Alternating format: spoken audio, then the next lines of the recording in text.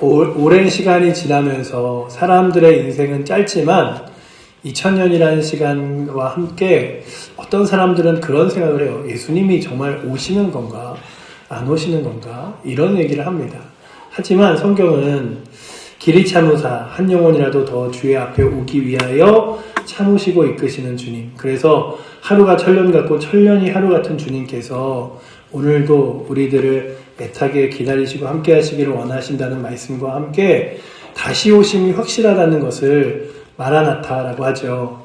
주여 다시 어서 오시옵소서라는 뜻인데, 마라나타의 신앙으로 주님 오시며 기다리는 저희들이 날마다 믿음으로 살아갑니다. 내 인생이 거의 다 이제 한 평생을 흘렀다고 해서 시간이 많이 간 게 아니라는 사실이에요. 한 영혼이라도 어떻게 하면 더 주 앞에 오게 될까를 기다리시는 주의 은혜를 바라보며 주님이 다시 오실까 이런 생각을 하는데, 오늘 요한복음 이 54절부터 57절의 말씀이 죽음 앞에서 위기를 겪은 예수님이 다시금 우리 앞에 나타나실까? 이런 생각을 하면서 사람들이 서 있었습니다. 한번 같이 읽어보시면 우리 54절부터 57절 우리 한 절씩 교독하여 읽도록 하겠습니다. 그러므로 예수께서 다시 유대인 가운데 드러나게 다니지 아니하시고 거기를 떠나 빈들 가운데 곳인 에브라임이라는 동네에 가서 제자들과 함께 거기에 머무시느니라.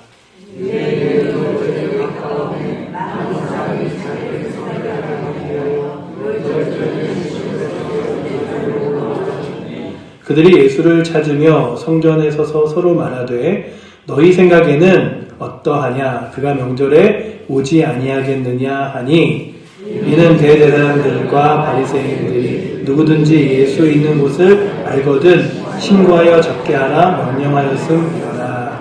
아멘. 여러분들 누구를 애타게 기다려보신 적 있으십니까? 그냥 또 만나도 다시 만나고 싶은 분들 있죠. 오늘 교회에서 만나는 성도님들도 마찬가지잖아요. 명절이 다가오면 아직 자식들이 오려면 며칠 남았는데도 불구하고 벌써부터 마당을 정리하고 방을 닦고 반찬을 준비하고, 우리 아들이 올까, 우리 며느리가 올까, 우리 손주가 올까, 우리 딸이 올까 설거지를 하면서도 눈은 자꾸만 대문 쪽을 바라보면서 언제 오나 이런 것도 있잖아요. 그러다가 명절이 되어 개 짖는 소리만 들려도 왔나? 하고 이렇게 바라보게 되죠. 기다림이란 참 이상한 것 같습니다. 몸은 가만히 있는데 마음은 벌써 멀리 달려가 있습니다. 마치 둘째 아들을 기다리는 탕자의 아버지처럼, 둘째 아들은 보이지도 않는데 저 먼 발치에 가서 우리 아들이 언제 올까 기다리는 것처럼 우리 인생은 어쩌면 기다림의 연속일지도 모르겠습니다. 아이들이 태어나기를 기다리고, 아이들이 자라기를 기다리고, 시집 장가가기를 기다리고, 또 손주를 기다리고, 그렇게 평생을 기다리며 살아갑니다. 그런데 오늘 본문 속에 누군가를 애타게 기다리는 사람들이 나옵니다. 6월절이 가까워진 예루살렘 성전에 수많은 사람들이 모여들어 서로 이렇게 묻습니다. 야, 너희 생각에는 어떠냐? 예수님이 정말로 명절에 올 것 같냐, 오지 않을 것 같냐? 오면은 위험할 텐데 그분이 오실까? 이런 얘기들을 하는 거예요. 그들이 그토록 기다렸던 분이 누구겠습니까? 바로 예수님이죠. 사랑하는 여러분, 저도 이 본문을 묵상하면서 2000년 전 그날 성전에 모였던 사람들의 모습이 오늘 주님의 재림을 기다리는 우리의 모습과 너무나 닮아 있었음을 보게 되었습니다. 그때 사람들이 예수님이 오실까 안 오실까 물었던 것처럼 오늘 우리도 똑같이 묻고 오지 않습니까? 주님이 정말 다시 오실까? 언제 오실까? 어떻게 오실까? 그래서 오늘 이 시간에는 우리가 이 짧은 4구절 톡에서 세 가지 교훈을 함께 나누고자 합니다. 첫째는 에브라임으로 물러가신 예수님의 모습을 통해 하나님의 때를 배우기 원하고요. 둘째는 예수님을 찾던 사람들의 모습을 통해 우리 자신의 모습을 돌아보기 원합니다. 세 번째는 다시 오실 예수님을 우리가 어떻게 맞이해야 할지 생각해 보기 원합니다. 첫째는 에브라임에 물러가신 예수님에 대하여 54절이 기록하고 있습니다. 그러므로 예수께서 다시 유대인 가운데 드러나게 다니지 아니하시고 거기를 떠나 빈들 가운데 가까운 곳인 에브라임 동네에 가셔서 제자들과 함께 거기 머무시느니라 라고 기록하고 있죠. 이 장면이 어떤 사건을 배경으로 하는지 기억하십니까? 바로 앞에서 묵상했던 사건, 예수님이 무덤 속에서 나흘이나 있던 나사로를 살리신 놀라운 기적이 있었습니다. 나사로야 나오라! 라고 한 이 말씀에 죽은 자의 수위를 이렇게 감은 채로 그리고 걸어 나왔죠. 사상 초유의 역사, 기록에 될 만큼 엄청난 기적적인 일이 일어났습니다. 그런데 이상하게도 이렇게 놀라운 능력을 보이신 뒤에 예수님께서는 오히려 조용히 시골로 물러가셨습니다. 유대인 가운데 드러나게 다니지 아니하셨다라고 기록하고 있죠. 한창 이름이 알려져서 더 많은 활동을 하실 때 오히려 물러가셨죠. 여기서 오해하기 쉬운 것이 있습니다. 아, 예수님도 제 제사장이 무서워서 피하셨구나 하는 것입니다. 그런데 그렇지 않습니다. 요한복음 10장 18절에 보시면 예수님께서 이렇게 분명히 말씀하시죠. 이를 내게서 빼앗을 자가 있는 것이 아니라 내가 스스로 버리노라. 나는 버릴 권세도 있고 다시 얻을 권세도 있으니 예수님께서는 십자가를 피하여 숨으신 게 아니라는 뜻이죠. 아버지께서 정하신 바 그대로 그 방법으로 십자가에 달리시기 위해 정확한 때를 기다리고 계셨습니다. 에브라임이라는 동네가 어디입니까? 성경학자들은 예루살렘에서 북동쪽으로 한 20km 떨어진 정도 한적한 시골 마을이라고 이야기하고 말합니다. 우리 정읍으로 치면 7보에서 원평 정도 가까운 거리 그 정도 되는데요. 큰 도시의 소란스러움에서 물러난 조용한 빈들 근처의 작은 마을이었습니다.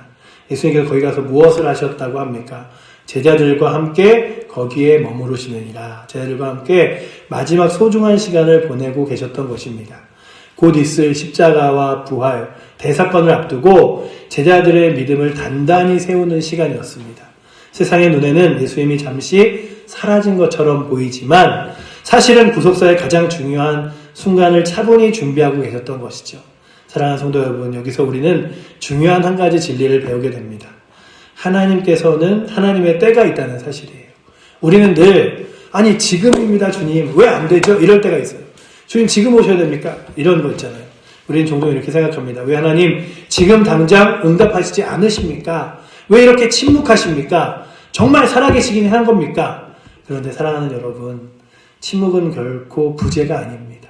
그러니까 없어서 조용한 게 아니라는 뜻이죠. 하나님께서 보이지 않으신다고 해서 일하시지 않는 게 아니라는 거예요. 오히려 우리가 보지 못하는 그 시간에 가장 크고 중요한 일을 예비하고 계신 것입니다. 그래서 우리가 성경에서 가장 그 침묵하는 기간의 긴 기간을 어디로 잡냐 하면 구약 성경의 마지막 성경이 어디죠? 말라기죠. 말라기를 끝으로 마태복음이 쓰여지는 시기까지, 그러니까 구약이 끝나고 신약이 기록되기까지 그 기간이 400년이에요. 침묵의 400년이라 그럽니다.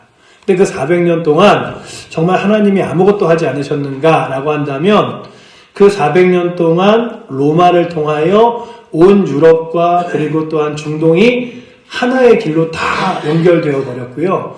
그리고 언어가 헬라어라는 언어로 다 같이 통합이 되었습니다.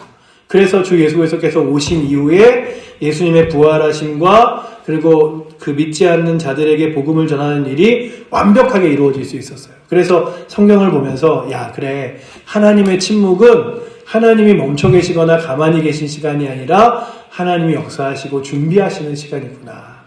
혹여나 여러분들 기도하는데 응답이 더뎌진 것 같습니까? 기도하는데 하나님의 뜻이 이루어지지 않는 것 같습니까? 그렇다면 하나님은 침묵하실 때도 일하신다 믿으며 기도하고 주님 의지하며 나아가실 수 있기를 원합니다. 여러분들의 삶에도 그런 시간이 있지 않습니까? 기도에도 응답이 없는 것 같고 열심히 하는데 열매가 보이지 않는 것 같고 교회에 나와도 왜 내가 은혜 받지 못하지? 이런 것 같은 시간들. 그럴 때 낙심하지 마시고 예수님께서 에브라임에 조용히 머물러 계시는 동안에도 구속의 사역은 조금도 멈춰지지 않았고 오히려 정확히 그분의 때를 향한 한 걸음 한 걸음을 나아가고 계셨음을 바라보면서 우리 하나님은 결코 늦지 않으시는 하나님이시다. 우리 눈엔 더디게 보일지라도 정확한 때에 반드시 일하시는 하나님이다. 믿으며 걸어가실 수 있기를 원합니다.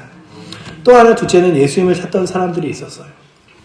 이제 시선을 조금 돌려 55절 6절을 함께 보시면 유대인이 6월절이 가까움에 많은 사람이 자기를 성결하게 하기 위하여 6월절 전에 시골에서 예루살렘으로 올라갔더니 그들이 예수를 찾으며 성전에 서서 서로 말하되 너희 생각에는 어떠하냐? 그가 명절에 오시지 않겠느냐 하니 라고 기록되어 있죠. 6월절이 다가왔습니다. 6월절에 유대인들에게 어떤 절기죠? 가장 크고 중요한 절기입니다. 애굽에서 종살이를 하던 이스라엘 백성이 어린 양의 피로 죽임을 넘기고 구원을 받은 것을 기념하는 절기. 법에 따라 유대인 남자들은 명절에 예루살렘으로 다 올라와야 했습니다. 그래서 온 나라에서 그리고 해외에서까지 수많은 사람들이 예루살렘으로 몰려들었어요. 성경은 많은 사람이 자기를 성결하게 하기 위하여 올라갔더니라고 말씀합니다. 유월절을 지키기 전에 먼저 몸과 마음을 정결하게 해야 했던 거죠. 명절 전부터 미리 올라와 정결 예식을 치렀습니다.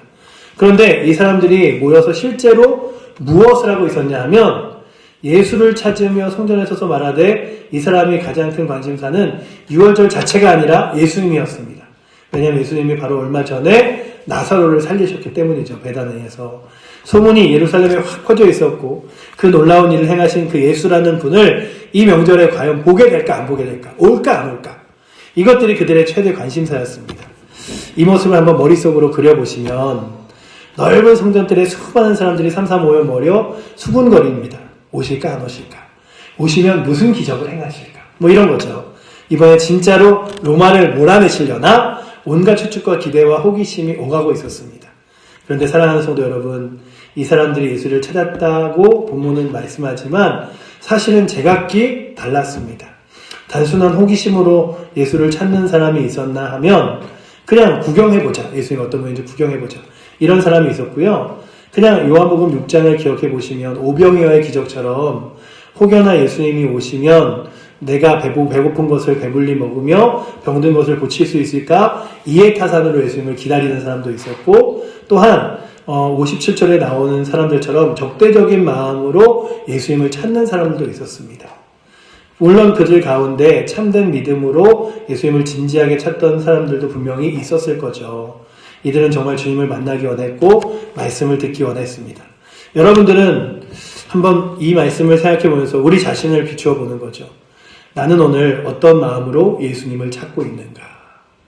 왜 예수님이 빨리 내 앞에 나타나시기를 역사하시는, 단순히 호기심에 정말 예수님 계신가 안 계신가, 이거 때문인가? 아니면 이해타산, 주님 제가 이거 도와달라 그랬잖아요, 이것 좀 해달라 그랬잖아요, 이것 좀 고쳐달라 그랬잖아요 라고 하는 그런 마음으로 서 있는지, 아니면 차갑게 식어버린 마음으로 뭐 예수님이 오신다고 말은 했지만 오시오 그냥 하는 거지 뭐, 이러면서 믿음의 삶을 점점점 늦추고 그리고 또한 멈춰버린 채 살아가고 있진 않은지. 제가 이 칠고를 이렇게 가끔 이렇게 걸어 다니기도 하고 차를 타고 그냥 돌기도 해요. 돌면서 그냥 저희 교회에 출석하셨다가 안 오신 분들, 신앙생활하다 멈추신 분들, 뭐 이런 분들을 이렇게 보면서 그분들이 내일이라도 당장 주님이 오신다고 말씀하시면 그렇게 멈춰 있을까? 그리고 또한 어느 순간 내가 신앙생활을 했던 모습이 과거의 추억으로, 저도 한때는 교회 다녔죠, 저도 언젠가는 교회 가겠죠 라는 모습으로 있진 않은가 생각해 보면서 주님을 그저 호기심에 아니면 이해타산에 믿는 것이 아니라 나의 구주로 믿으며 주 앞에 나왔으면 좋겠다, 이런 마음으로 이렇게 돌면서 기도도 하고 그리고 또 이렇게 그냥 가서 인사도 하고 그러는데, 오늘도 저희들의 마음속에 주님이 귀하게 주인 되셨기에 여러분들의 이 자리를 차지하고 또한 예배드리고 있죠. 그러나 그렇지 못하고 호기심에 그리고 또 이해타산에 그리고 어느 순간 부정적인 마음에 말씀 앞에 떠난 안타까운 영혼들도 우리가 살피시면서 주님, 그 영혼들이 다시 주 앞에 나오기를 원합니다. 주님, 다시 한번 하나님의 은혜 안에 세워지기 원합니다. 인생이 길지 않으니 그 시간들 다 흘려보내고 아쉬운 마음으로 돌아오는 것이 아니라 정말 기쁜 마음으로 주 앞에 돌아와 예배하고 주를 높이는 삶이 되게 하여 달라고 같이 구할 수 있는 은혜도 있기를 원하며, 특별히 오늘 이 자리에 있는 여러분들은 날마다의 삶에서 주님이 오시기를 기뻐하며 누리며 살아가실 수 있기를 축복합니다. 아멘. 주님, 내가 주님의 귀한 은혜죠. 그래서 예수님이 우리 가운데 예수님을 마음으로 찾는 사람 그리고 구하는 자에게 반드시 역사하실 것이라고 말씀하세요. 마태복음 7장 7절에 보면 구하라 그리하면 너에게 주실 것이요, 찾으라 그리하면 찾을 것이요, 문을 두드리라 그리하면 너에게 열릴 것이라. 예수 그리스도를 찾는 사람에게 만나주신다고 말씀하십니다. 직접 내가 예수다라고 바울에게 나타나신 것처럼 보이시지 않는다 하여도 여러분들, 제가 보니까 신앙생활에서 가장 기뻐할 것 중에 하나가 주님을 만나는 건데, 어떤 사람들은 주님이 하나님께 직접 음성을 들었다는 사람이 있어요. 근데 그런 건 너무 위험한 거예요, 여러분들. 왜냐하면 우리는 사람이고 연약하기 때문에 구분할 수 없습니다. 어느 목사님이 그렇게 말씀하신 적이 있어요. 혹여나 하나님의 음성을 들었다 할지라도 그것을 100% 하나님의 음성이라고 확신할 수는 없습니다. 왜냐하면 사단도 우리의 마음속에 그렇게 소리내어 말하기 때문에. 그러니 여러분들, 너에게만 가르쳐줄게, 너만 특별해, 이런 것은 굉장한 문제가 있어요. 하지만 하나님께서는 어떤 방식으로 여러분들에게 말씀하시냐면요, 여러분들이 매일 읽어내는 성경의 말씀으로, 때로는 제가 이렇게 설교자리에서 설교하는 설교의 말씀을 들음으로, 때로는 성도들끼리 모여있거나 사람들의 목소리를 통하여 여러분들에게 내가 여기 있어, 내가 너의 곁에 있어, 내가 너와 함께해, 그렇게 말씀하시는 거예요. 그러니 누군가가 난 예수님의 음성을 들었다, 난 계시를 받는다 해서 주님 왜 저는 그만큼 은혜가 없죠? 이게 아니라 나에게도 주님께서 늘 말씀하신다. 성경을 통하여, 설교를 통하여, 또한 사람들의 목소리를 통하여 나에게도 말씀하신다. 또한 그렇게 확신하며 주의 말씀을 따라 걸어가실 수 있기를 원합니다. 직접적으로 듣는 거 정말 여러분들에게 무서운 거예요. 제가 얼마 전에 요 근방에 사는 어느 목사님이 예전에 신앙생활 했던 교인이 미국에 갔대요. 미국에 갔는데, 그때 이 근처에서 신앙생활 할 때도 가끔 자기 아들이 하나님의 음성을 듣는다고 이랬대요. 근데, 저거 좀 위험한데, 이러고 있었는데, 미국에 가갖고, 혹여나 인터넷 찾아보시면, 그리스도의 군사, 이래갖고, 한번 미국이 발칵 뒤집어진, 한국 사람이 미국에 가갖고, 이렇게 맞아서 죽게 되고, 거기가 기독교의 목사님의 자녀들, 식구들이 이렇게 그리스도의 군사라는 이름으로 막 성경 공부하고 사이비 단체처럼 되어진 데가 있었는데, 그게 요 근처에 이사 와서 살던 사람들이 미국 가서 그랬다는 얘기를 제가 들으면서, 그래, 누군가에게는 하나님이 필요하시면 직접 말씀하실 수도 있지만, 그게 자랑스러운 게 아니라, 모든 사람에게 하나님은 여러 가지 모양으로 말씀하셔서, 누군가에게는 직접 말씀하신다고 그 사람만 부러운 사람, 대단한 사람, 이게 아니라, 내가 예수를 믿어 하나님의 말씀을 읽는 것도 주의 말씀이고, 내가 설교를 들으며 하나님의 말씀을 깨달을 수 있는 것도 주의 말씀이며, 또한 이웃 사람들의 목소리를 통하여 하나님이 내게 이렇게 말씀하시는구나 깨닫는 것도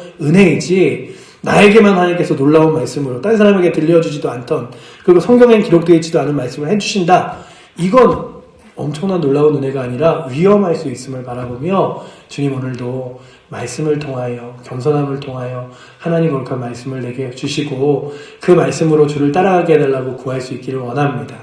그게 왜냐하면 조심스럽기 때문이에요.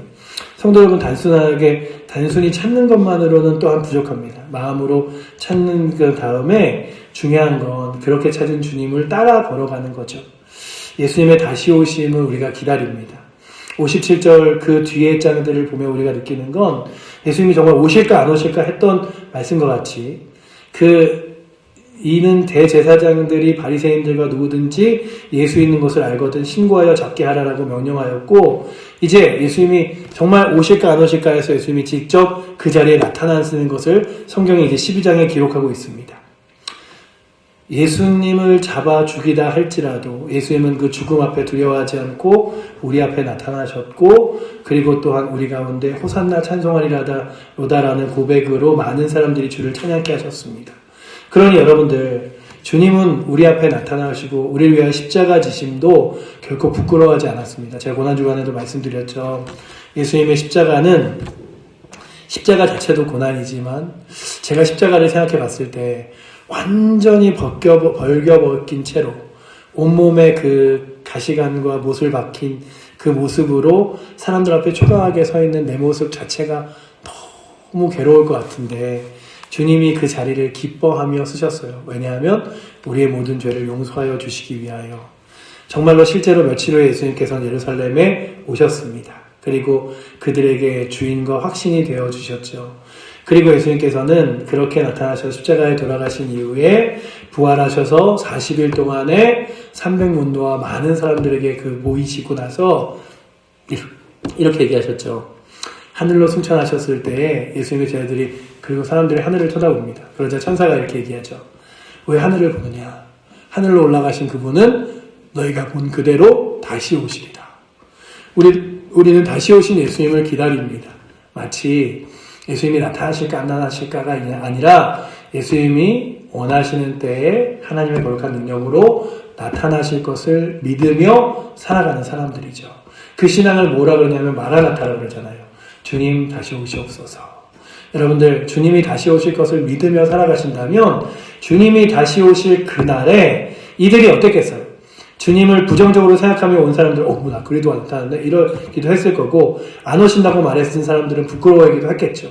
하지만 주님은 분명 오실 거야 라고 했던 사람들은 기뻐 맞을 수 있었겠죠. 그렇다면 오늘도 주님은 분명 다시 오신다 믿으며 다시 오실 주님께 주님 제가요 주님 다시 오실 것을 기다리며 주님 전하며 예배하며 주의 몸된 교회를 섬기며 살았습니다 라고 고백할 수 있는 은혜가 오늘도 이 자리에 있는 저와 여러분들에게 있기를 원합니다.